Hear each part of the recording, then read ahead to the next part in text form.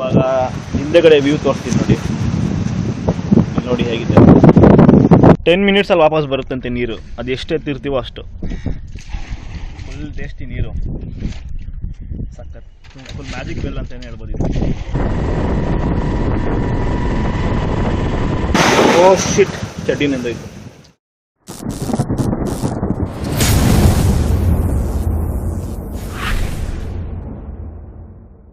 Hey guys, welcome back to ಸ್ವಾಗತ ಚಾನಲ್ಗೆ. ನಾನು ಚಂದನ್, ನೀವು ನೋಡ್ತಾ ಇದ್ದೀರಾ the absolute rider. So channel ಹೊಸಬಾಗಿರೋ ದಯವಿಟ್ಟು ಲೈಕ್, ಕಮೆಂಟ್, ಶೇರ್ ಮಾಡಿ, ಸಬ್ಸ್ಕ್ರೈಬ್ ಮಾಡಿ, ಹಾಗೆ ಬೆಲ್ ಬಟನ್ ಒತ್ತೋದು ನಾನು ಮಾತ್ರ ಮರಿಬೇಡಿ. ಸೊ ಇವಾಗ ಟೈಮ್ ಬಂದ್ಬಿಟ್ಟು ಇವಾಗ ಟೈಮ್ ಬಂದ್ಬಿಟ್ಟು 5:30. ಸೊ 5:30 ಯಾಕೆ ಎದ್ದಿದ್ದೀವಿ ಅಂದರೆ ನಮ್ಮ ಹೋಟೆಲ್ನವ್ರು ಬಂದ್ಬಿಟ್ಟು ನಮಗೊಂದು ಆಟೋ ಅರೇಂಜ್ ಮಾಡಿದ್ದಾರೆ. ಸೊ ದಟ್ ಸೈಟ್ ಸೀಯಿಂಗ್ ಕರ್ಕೊಂಡು ಹೋಗಿ ಬರಲಿ ಅಂತ. ಸೈಟ್ ಸೀಯಿಂಗ್ ಬಂದ್ಬಿಟ್ಟು ಧನುಷ್ಕೋಡಿಲೇ 3-4 ಪ್ಲೇಸಸ್ ಇದೆ. ಆಮೇಲೆ ಮತ್ತೆ ರಾಮೇಶ್ವರಂ ಬಂದ್ಬಿಟ್ಟು ರಾಮೇಶ್ವರಮಿಂದ ಒಂದು 3-4 ಪ್ಲೇಸಸ್ ಇದೆ. ಸೊ ನಾನು ಬಂದ್ಬಿಟ್ಟು ಈ ಡೇ 2 ಏನಿದೆ ಇದು ಬಂದ್ಬಿಟ್ಟು ಆಕ್ಚುಲಿ ಡೇ 2 ಬಂದ್ಬಿಟ್ಟು ನಾನು 2 ಎಪಿಸೋಡ್ ಮಾಡ್ತೀನಿ. ಯಾಕಂದ್ರೆ ಪ್ಲೇಸಸ್ ತುಂಬಾ ಇದೆ. ಸೊ ನೀವು ನೋಡೋದಿಲ್ಲ, ಎಲ್ಲಾ ಪ್ಲೇಸಸ್ನ ಒಂದೇ ವಿಡಿಯೋ ಹಾಕಿದ್ರೆ ಖಂಡಿತ ನೋಡೋಲ್ಲ. ಸೊ ಫಸ್ಟ್ ಏನ್ ಮಾಡ್ತೀನಿ, ನಾನು ಧನುಷ್ಕೋಡಿದು ಏನೇನಿದೆ ಅದನ್ನ 1 ಎಪಿಸೋಡ್ ಮಾಡ್ತೀನಿ, ಡೇ 2 ಎಪಿಸೋಡ್ 1 ಅಂತ. ಅದಾದ್ಮೇಲೆ ರಾಮೇಶ್ವರಂ ಬಂದು ಮತ್ತೆ ನಾವು ಯಾವ್ಯಾವ ಪ್ಲೇಸ್ ಓಡಾಡ್ತೀವೋ ಅದನ್ನ ಎಪಿಸೋಡ್ 2 ಮಾಡ್ತೀನಿ. ಸೊ ಇವತ್ತಿನ ದಿನ ಹೇಗೆ ಹೋಗುತ್ತೆ ಅಂತ ಗೊತ್ತಿಲ್ಲ. ಆಮೇಲೆ ಈ ಆಟೋ ಅರೇಂಜ್ ಮಾಡಿದಿರಲ್ಲ, ಸೊ ಆ ಹೋಟೆಲ್ ಸೆಂದೂರ್ ರಾಜ ಅಂತಾನೆ ಹೋಟೆಲ್ ಹೆಸರು ಇದು. ಸೊ ಅವ್ರು ಅರೇಂಜ್ ಮಾಡಿರೋದು. ಆ ಆಟೋ ಪ್ರೈಸ್ ಡೀಟೇಲ್ಸ್ ಪ್ರತಿಯೊಂದು ನಾನು ಲಾಸ್ಟ್ ಅಲ್ಲಿ ತಿಳಿಸ್ತೀನಿ. ಈ ಎಪಿಸೋಡ್ ಲಾಸ್ಟ್ ಅಲ್ಲಿ ತಿಳಿಸ್ತೀನಿ. ಸೊ ಬನ್ನಿ ಸ್ಟಾರ್ಟ್ ಮಾಡೋಣ. ಹೇಗಿರುತ್ತೆ ದಿನ ನೋಡೋಣ.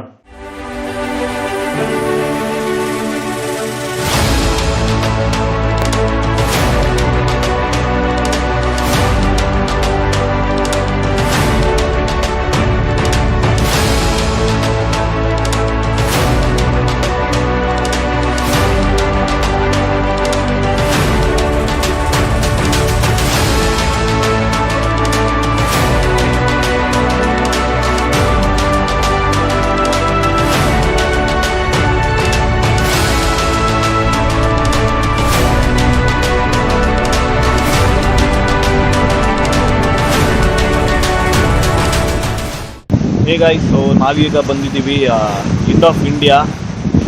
ಸೊ ಹಿಂದೆ ನೋಡ್ತಿದ್ದೀರಾ, ಅದೇ ಈ ಟಿಪ್ ಆಫ್ ಇಂಡಿಯಾ ಅಂತ ಹೇಳ್ಬೋದು. ಅಲ್ಲಿ ವಾಪಸ್ ಹೋಗಬೇಕು. ಅಲ್ಲಿ ನಮ್ಮ ನ್ಯಾಷನಲ್ ಎಕ್ಸ್ಪ್ರೆಸ್ ಮೇಲ್ಗಡೆ ಅದೇ ಇಲ್ಲಿ ಕುತ್ಕೊಂಡು ಹೋಗೋದು. ಸೊ ಇವಾಗ ಹಿಂದೆಗಡೆ ವ್ಯೂ ತೋರಿಸ್ತೀನಿ ನೋಡಿ. ಇಲ್ಲಿ ನೋಡಿ ಹೇಗಿದೆ. ಸೊ ಸನ್ರೈಸ್ ಅಂತ ಬಂದಿರೋದು ನಾವು ಬೆಳಿಗ್ಗೆ ಒಂದು 6 ಗಂಟೆ 6:30 ಬಂದಿದ್ದೀವಿ. ನೋಡಿ ಸನ್ರೈಸ್ ಇನ್ನೂ ಆಗಿಲ್ಲ, ಕ್ಲೌಡ್ಸ್ ಮುಚ್ಕೊಂಡಿದೆ. ಸೊ ಕ್ರೇಜಿ ಆಗಿದೆ ಮಾತ್ರ ವ್ಯೂ. ಇಲ್ಲಿಂದ ತಂಪು ಗಾಳಿ ಇದೆ, ಬಿಸಿಲು ಕೂಡ ಇಲ್ಲ. ಸೊ ನಿಮ್ಗೆ ಇರಿಟೇಷನ್ ಆಗಲ್ಲ. ಆರಾಮಾಗಿ ಬೆಳಿಗ್ಗೆ ಬಂದು ಹೋಗ್ಬಿಟ್ರೆ ಒಳ್ಳೆಯದು ಸನ್ರೈಸ್ ಪಾಯಿಂಟಲ್ಲಿ. ಆಮೇಲೆ ವ್ಯೂ ಹೀಗಿರುತ್ತೆ ಬೆಳಿಗಿನ ಟೈಮಲ್ಲಿ, ಫುಲ್ ಗ್ರೀನಿಶ್ ವಾಟರ್ ಇದೆ ನೋಡಿ. ಸೊ ಫ್ರೆಂಡ್ಸ್, ಇವಾಗ ನಾವು ಬಂದ್ಬಿಟ್ಟು ಆ ಕಡೆ ದರ್ದಿಂದ ಈ ಕಡೆ ಬಂದಿದ್ದೀವಿ. ಆ ಕಡೆ ಬಂದ್ಬಿಟ್ಟು ಬರೀ ಕಲ್ಗಳಿದೆ. ಇಲ್ಲಿ ಬಂದ್ಬಿಟ್ಟು ನಿಮಗೆ ಈ ಥರ ಬೀಚ್ ಇದೆ, ಅಲೆಗಳಿದೆ, ಮಣ್ಣಿನ ಏರಿಯಾ ಇದೆ. ಸೊ ನೀವು ಇಲ್ಲಿ ಆರಾಮಾಗಿ ಆಟ ಆಡ್ಬೋದು ಫ್ಯಾಮಿಲಿ ಜೊತೆ ಬಂದ್ಬಿಟ್ಟು. ಅಷ್ಟೊಂದೇನು ಡೇಂಜರ್ ಇಲ್ಲ, ಬಟ್ ಡೇಂಜರ್ ಅಂತ ಹೇಳ್ತಾರೆ. ಸೊ ನೀವು ಹುಷಾರಾಗಿರಬೇಕು ಅಷ್ಟೇ. ಆಮೇಲೆ ಸೂರ್ಯ ಇವಾಗ ಹುಟ್ಟಿದ್ದಾನೆ. ಸೊ ನೀರು ನನಗೆ ತುಂಬ ಇಷ್ಟ ಆಯಿತು. ತುಂಬ ಒಂಥರ ಬ್ಲೂ ಗ್ರೀನಿಶ್ ಆಗಿದೆ, ಸೈಕಾಗಿದೆ ನೋಡಿ ಹೇಗಿದೆ ಮಾತ್ರ ಫೋಟೋಶೂಟ್ಗೆ.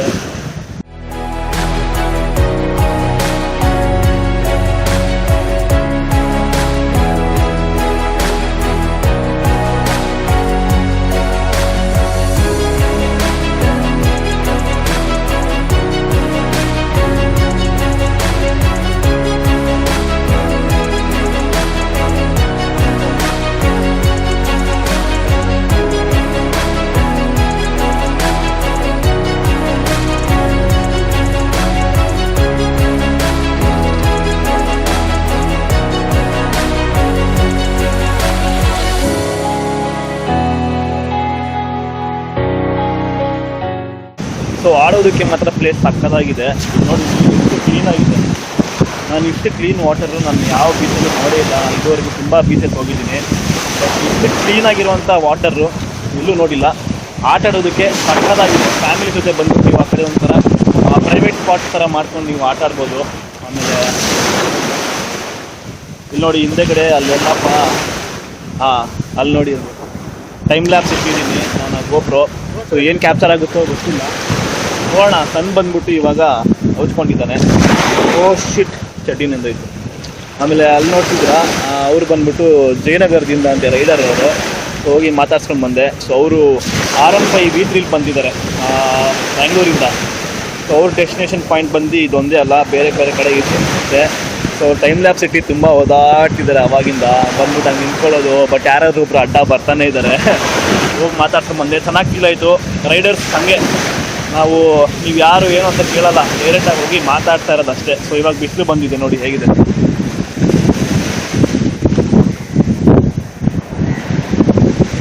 ಸಕ್ಕತ್ತಾಗಿದೆ ಅಲ್ವಾ. ಸೊ ಇನ್ನೊಂದು 2 ನಿಮಿಷ ಇಲ್ಲ ಟೈಮ್ ಸ್ಪೆಂಡ್ ಮಾಡಿ ಹೋಗ್ತೀವಿ. ಸೊ ಧನುಷ್ಕೋಡಿ ಬಗ್ಗೆ ನಿಮಗೆ ಏನು ಡೌಟ್ಸ್ ಇದ್ರು ಕಮೆಂಟ್ಸಲ್ಲಿ ತಿಳಿಸಿ, ಆನ್ಸರ್ ಮಾಡ್ತೀನಿ.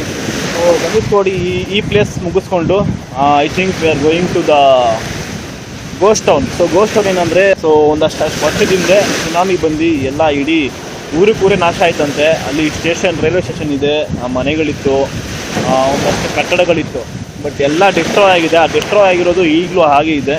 ಸೊ ಬನ್ನಿ ಹೋಗಿ ತೋರಿಸ್ತೀನಿ.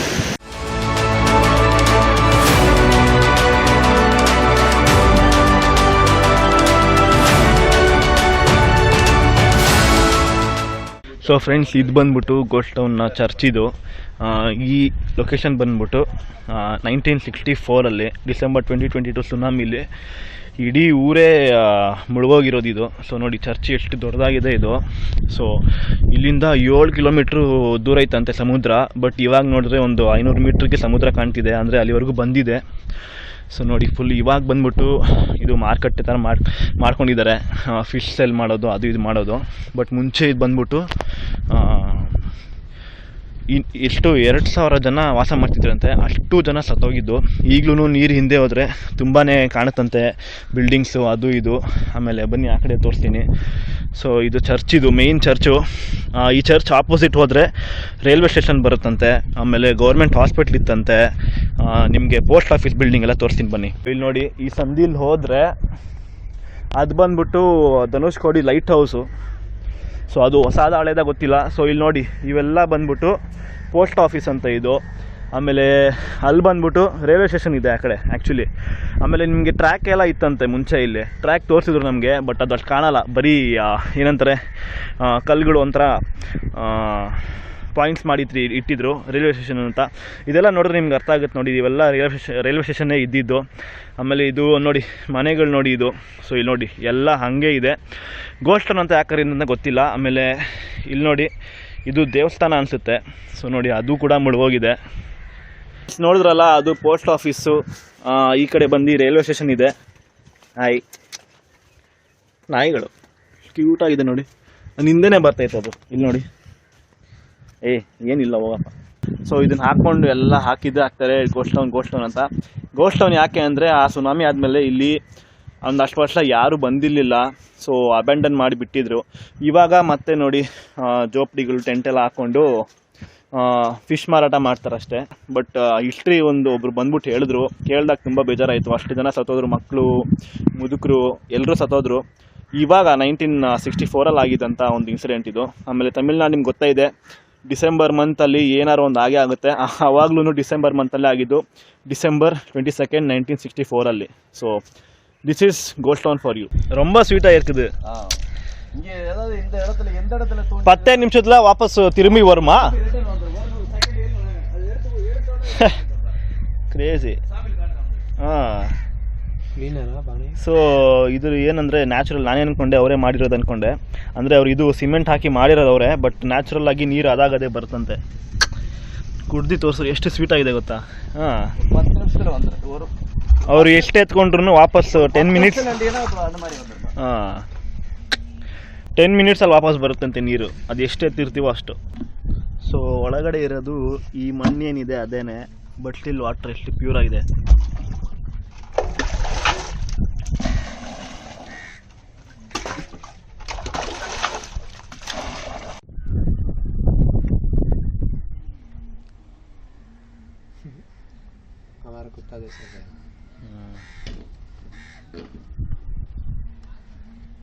ನೀರು ವಾಪಸ್ வருதா வருதா சுத்தி ரவுண்டிங் வந்துட்டே இருக்கு.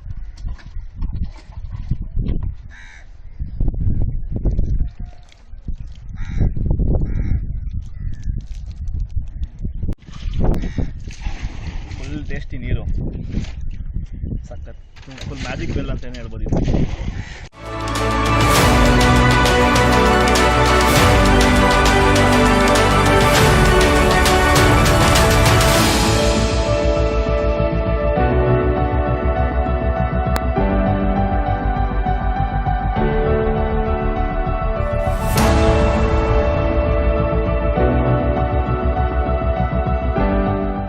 ಫ್ರೆಂಡ್ಸ್ ಓದ್ಕೊಳ್ಳಿ ಇದನ್ನು.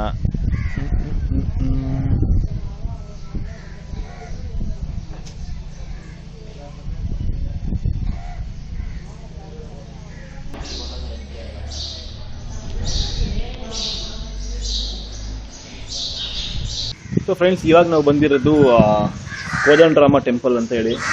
ಸೊ ಈ ಟೆಂಪಲ್ ಏನಂದರೆ ಈ ಜಾಗದಲ್ಲಿ ಬಂದ್ಬಿಟ್ಟು ರಾಮ ಅವರು ವಿಭೀಷಣ್ ಅವ್ರಿಗೆ ಪಟ್ಟಾಭಿಷೇಕ ಮಾಡಿದ್ರು. ವಿಭೀಷಣ್ ಅವ್ರು ಯಾರು ಅಂತ ಗೊತ್ತಿರುತ್ತೆ, ರಾವಣನ ತಮ್ಮ who supported Rama to win the battle.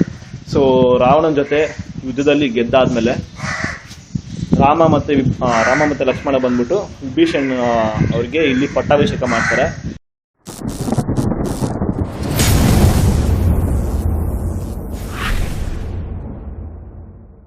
So ಈ ಟೆಂಪಲ್ ಬಂದ್ಬಿಟ್ಟು ನಿಮಗೆ ರಾಮ ಸೀತೆನ ಹುಡ್ಕೊಂಡು ಬರಬೇಕಿದ್ರೆ ಇಟ್ಟಿದಂಥ ಪಾದ ಒಳಗಡೆ ಇದೆ. ಫ್ರೆಂಡ್ಸ್ ಇಲ್ಲಿ ನೋಡಿ, ಇದು ಬ್ರಿಡ್ಜು, ಮೋಟ್ರೇಬಲ್ ಬ್ರಿಡ್ಜು, ಇದು ಟ್ರೈನ್ ಬ್ರಿಡ್ಜು. ಪಂಬನ್ ಬ್ರಿಡ್ಜ್ ಮೇಲೆ ಟ್ರೈನ್ ಹೋಗೋದು ನೋಡಿದಿರಾ, ಮನುಷ್ಯ ನಡ್ಕೊಂಡು ಹೋಗೋದು ನೋಡಿದಿರಾ?